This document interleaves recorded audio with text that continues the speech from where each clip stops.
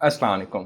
कानों में घंटियों की आवाज़ें या सीटियों की आवाज़ें, जिसको मेडिकल की टर्म में टिनाइटस कहा जाता है, इसके बारे में आज हम बात करेंगे। हम बात करेंगे कि इसकी वजूहात क्या होती हैं और इसके अलावा इसके मुख्तलिफ ट्रीटमेंट ऑप्शंस के बारे में भी बात करेंगे। टिनाइटस बेसिकली हमारे जो कानों के अंदर हेयर सेल्स होते हैं, उनके डैमेज होने की वजह से होते हैं।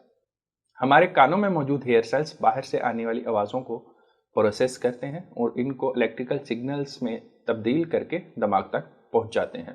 अगर ये हेयर सेल्स डैमेज हो जाएं तो इसकी वजह से आवाज़ की तरसील का ये निज़ाम मुतासर हो जाता है। ये डैमेज सेल्स दिमाग को रॉन्ग किस्म के सिग्नल्स भेजना शुरू कर देते हैं, यानी कि बाहर से कोई आवाज़ का स्टिमुलस ना होने के बावजूद भी दिमाग में ऐसे फीलिंग आ रही होती है जैसे कि कोई आवाज़ प्रोड्यूस हो रही है, जिसकी वजह से फिर कानों के अंदर गेंडियों की आवाज़ें या सीटियों की आवाज़ें आना शुरू हो जाती हैं। इसके अलावा जब हेयर सेल्स डैमेज होते हैं तो उसकी वजह से फिर जब दिमाग को सही सिग्नल नहीं पहुंचते तो हमारा दिमाग ओवर कंपनसेट करने की कोशिश करता है, यानी कि वो कोशिश करता है कि जो हल्के फुल्के साउंड्स आ रहे होते हैं उसको भी बढ़ाने की कोशिश करता है। इस वजह से भी फिर रिंगिंग सेंसेशंस यानी टिनाइटिस का प्रॉब्लम हो सकता है। अब बात करते हैं उन मुख्तलिफ कंडीशंस की जो कि टिनाइटिस की वजह बन सकती हैं। उसमें से सबसे जो कॉमन है आजकल के दौर के अंदर वो है लाउड नॉइजेस। आप जब कानों के अंदर हैंड फ्री लगाते हैं, उसका वॉल्यूम एक ख़ास लिमिट से ज़्यादा रखते हैं, तो उसकी वजह से कानों के हेयर सेल्स डैमेज होते हैं, उस वजह से टिनाइटिस का प्रॉब्लम हो सकता है। इसके अलावा वो लोग जो हैवी मशीनरी के करीब काम करते हैं, जहाँ पे बहुत ज़्यादा आवाज़ हर टाइम प्रोड्यूस होती रहती है, तो उस वजह से भी उन्हें टिनाइटिस का प्रॉब्लम हो सकता है। दूसरे नंबर पे वो लोग हैं जिनके कानों में ईयरवैक्स यानी कि मैल बन जाती है।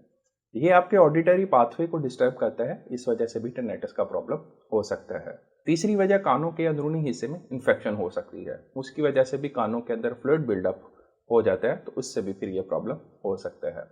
फोर्थ नंबर पे स्ट्रेस या एंजाइटी भी एक वजह हो सकती है जो कि साउंड परसेप्शन को इंक्रीज कर देती है। फिफ्थ नंबर पे अगर बात करें तो कार्डियोवैस्कुलर सिस्टम में प्रॉब्लम्स आ जाते हैं, जैसे कि जिन लोगों को हाई ब्लड प्रेशर का प्रॉब्लम होता है या थेरोस्क्लेरोसिस यानी हाई कोलेस्ट्रॉल का प्रॉब्लम होता है, तो उन लोगों में भी ये मसला हो सकता है। सिक्स नंबर पे वो लोग हैं जिनको कोई सर पे या गर्दन के गिर्द चोट लगती है, तो उसके बाद भी ये प्रॉब्लम शुरू हो सकता है। सेवन्थ नंबर पे कुछ ऐसी मेडिसिन हैं जैसे कि एंटीबायोटिक्स हो गई या डायूरेटिक्स हैं जो कि पेशावर दवाइयाँ होती हैं, उनकी वजह से भी टिनाइटिस का प्रॉब्लम हो सकता है। एट्थ नंबर पे अगर बात करें तो इंक्रीजिंग एज भी एक वजह है, यानी ओल्ड एज में जाके आपके कानों के हेयर सेल्स डैमेज हो सकते हैं। इसके अलावा जो आपका ऑडिटरी पाथवे है उसमें भी प्रॉब्लम्स हो सकते हैं, तो उस वजह से भी कुछ लोगों को ये प्रॉब्लम हो सकता है। अब बात करते हैं कि इसका ट्रीटमेंट कैसे किया जाता है। इसमें नंबर वन पे तो जो भी अंडरलाइन काजेज हैं उनको ट्रीट करना होता है।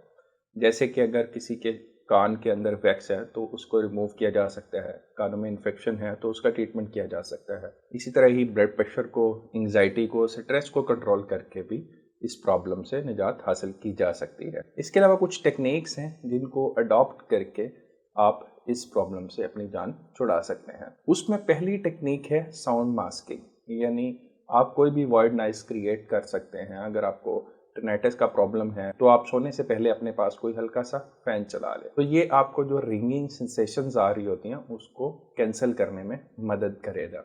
इसके अलावा आप रिलैक्सिंग टेक्निक्स जैसे कि डीप ब्रीदिंग हो गया, योगा हो गया, ये भी ट्राई कर सकते हैं इस प्रॉब्लम को सॉल्व करने के लिए। इसके अलावा जैसे कि मैंने बताया कि स्ट्रेस और एंग्जाइटी भी एक वजह है जिस वजह से लोगों को टिनाइटिस का प्रॉब्लम होता है। तो ऐसी सूरत में आप कॉग्निटिव बिहेवियरल थेरेपी या टिनाइटिस रीट्रेनिंग थेरेपी का यूज़ कर सकते हैं। कॉग्निटिव बिहेवियरल थेरेपी के लिए मुख्तलिफ सेशंस होते हैं जो कि साइकोलॉजिस्ट करते हैं, और वो आपको फिर आहिस्ता आहिस्ता ट्रेन करते हैं कि कैसे आपने अपनी नेगेटिव थॉट्स को ब्लॉक करना है, अपनी स्ट्रेस को कम करना है। उससे ना सिर्फ आपकी ओवरऑल जो हेल्थ है वो बेहतर होती है, इसके अलावा आपका जो टिनाइटिस का प्रॉब्लम है वो भी काफ़ी हद तक सॉल्व हो सकता है।